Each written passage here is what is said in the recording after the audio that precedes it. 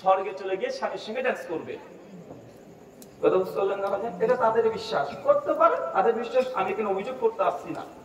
দ্বিতীয়, তারা বলছে যদি মেয়েটি সতীদাহ হতে না চায় তাহলে কি করবে? তাহলে এই মেয়েটির যদি চাই না আমি সতীদাহ হব না, তবে কি করব? তবে আমি এই দুনিয়াতে বেঁচে থাকতে চাই, তবে এই মেয়েটির বহু বিবাহ বা বিধবা বিবাহ এটা অনুমোদিত নয়। কথা কি বুঝতে পারছেন? হিন্দু ধর্ম অনুযায়ী মনুসংহিতা ৮ম অধ্যায় ২৯৮ নম্বর শ্লোকে পরিষ্কার আছে যে না, কোন বিধবা নারীর দ্বিতীয় বিবাহ করা বৈধ নয়, নিষিদ্ধ, একদম হারাম হিন্দুদের জন্য। তো ওই মেয়েটি যেহেতু দ্বিতীয় বিয়ে করতে পারবে না, স্বামী আগে মারা গেছে, কি করবে? এই মেয়েটি এখন একটা কাজ করতে পারে। কি করবে? যখন সেই মেয়েটি চিতাতে লাফ দিয়ে জ্বলতে যাবে, ওই সময় যদি তার স্বামীর ছোট ভাই তার ভাবিকে যদি হাত ধরে টেনে নিয়ে আসে বা নামিয়ে নেয়, যে আমি তোমাকে নামিয়ে নিলাম, তখন সঙ্গে সঙ্গে বিবাহটা তার হয়ে গেল। এই জন্য তাকে বলা হয় দেবর। কথা বুঝতে পারলেন? আর ৩ নম্বর আছে, যদি না করে, দেবর যদি এই কাজটা না করে, তৃতীয় হচ্ছে নিয়োগ প্রথা। কি? মেয়েটা বিয়ে তো করবে না, তবে এলাকার বিজ্ঞ কোনো পণ্ডিত কোনো ব্রাহ্মণকে ডেকে এনে ২-৪ রাত্রি কাটিয়ে তার সঙ্গে সম্পর্ক করে, তার সঙ্গে ফিজিক্যালি গিয়ে সহবাস করে একটা সন্তান নিতে পারবে। কথা মনে বুঝলেন না? এটাকে বলে নিয়োগ প্রথা। কি প্রথা? নিয়োগ প্রথা। তো দেবর শব্দ কোথা থেকে এসেছে? ওইখান থেকে, যে স্বামী যদি মারা যায়, ছোট ভাই যদি তার বৌদিকে বা ভাবে হাত ধরে নামিয়ে নেয়, এটার জন্য দেবর মানে দ্বিতীয় বর হিসেবে একে বিবেচনা করা হয়েছে। এই স্বামী ছোট ভাইকে ছাড়া আর বিয়ে করা মেয়েদের জন্য হিন্দুদের মধ্যে জায়েজ নয়। তাই ভারতে এই শব্দ প্রচলিত ব্যাপকভাবে আছে যে দেবর মানে স্বামীর ছোট ভাইকে বলে। মুসলমান মায়েদেরকে মেয়েদেরকে বলি দেবর শব্দ ব্যবহার করবে না, এই শব্দটা নোংরা। শয়তান এসে অস্ত্র দিয়ে তোমার দেবর ভাবির মধ্যে যেখানে মা সন্তানের মতো সম্পর্ক, এই সম্পর্ককে নোংরা, নাপাক, নিকৃষ্ট, যৌনতা, উত্তেজনা মূলক সম্পর্কে পরিণত করে দিয়েছে। আছে না নাই? কথা বলেন। ভাবি মানে একদমই আর কি মানে মৃত্যু মানে সম্পূর্ণ গুনাহ, পাপ দেখে আপনাকে ভয় করতে হবে। জাহান্নাম কি দেখবে চাচা? কি রে? মানুষের মনের কামনা বাসনা দ্বারা মন যা চাইবে তাই করবে, এটা হচ্ছে জাহান্নাম।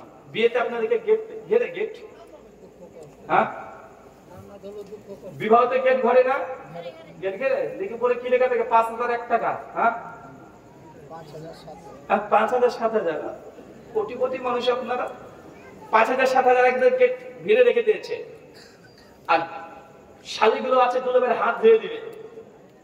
এগুলো তো আমাদের বিয়ে নাকি?